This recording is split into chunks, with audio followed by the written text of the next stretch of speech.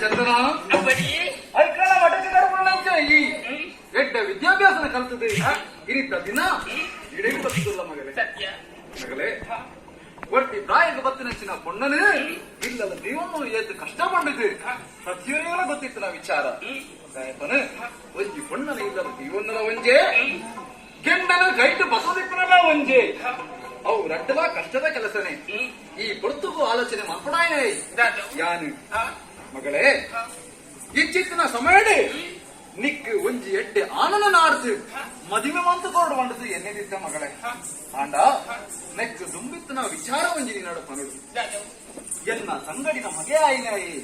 ವಿಕ್ರಮೇ ಒಂಜಿ ಕಾಲಡು ಸಂಗಡಿ ಬೆದ್ದದು ಎನ್ನ ಕೈಕ್ ಹಾಲಿನ ಕುರಿದು ಈ ಲೋಕಲ್ ಕುರಿದು ಇಹಲೋಕದು ಹೋಯ್ನ ಆ ಪೊರ್ತುಗು ಆ ಬಾಲನ ನೋಕಿಡ ಸಾಂಕದು ಮಲ್ಲೆ ಮಂತನಾಯ ವಿಕ್ರಮೇ ಪಂಡದ ಪುದರದೀತು